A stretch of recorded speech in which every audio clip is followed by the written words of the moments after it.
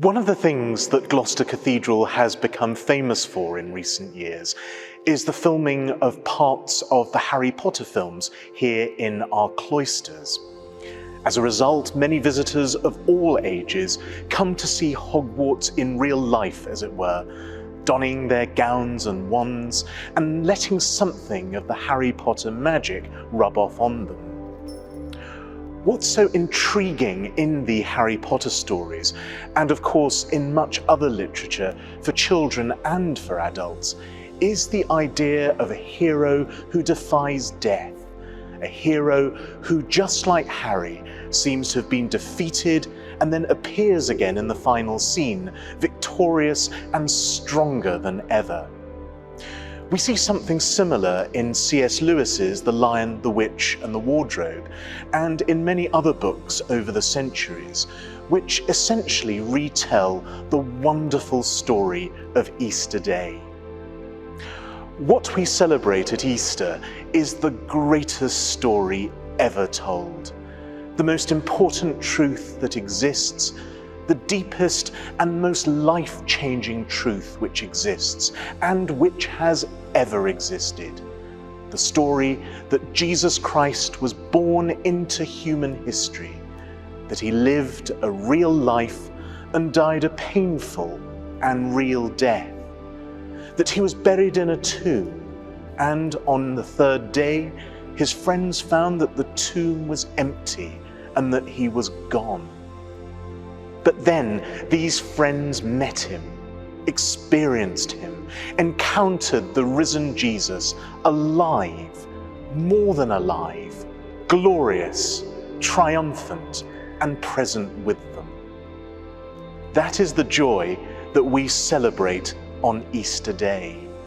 That is where you can experience the truth about Jesus. And it's free and open to you, your family, your friends, and absolutely everyone, whoever you are. The Lord is risen. He is risen indeed. And whenever we gather, he is present in our midst.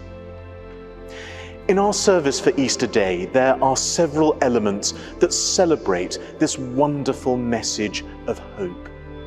The Easter candle with its light shining forth, the renewal of our baptism vows and sprinkling with holy water as a reminder of our baptism, the sharing of the bread and wine of the Eucharist, and the giving of chocolate Easter eggs after the service to the young people who join with us. The Easter candle is the symbol that the light of God's love in the risen Christ has triumphed over the powers of darkness and sin, never to be overcome again. The holy water reminds us of the new life that the risen Christ offers to all people through the grace of baptism. The bread and wine of the Eucharist is the body and blood of Christ, broken and shed for us as the promise of our salvation won through the cross. The Easter egg represents the risen Christ springing forth from the tomb, pointing to the narrative of new life, transformation, and the love of God for all people in the risen Jesus.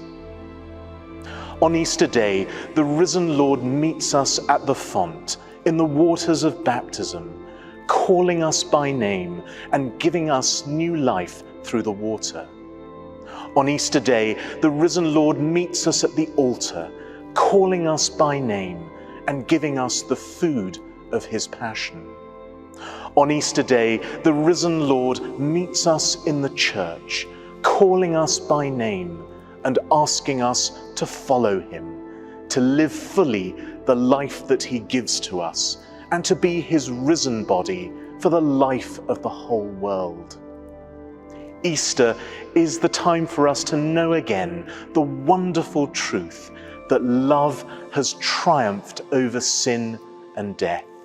And so I invite you to join us this Easter in exploring Jesus Christ's invitation to discover life, and life in all its fullness.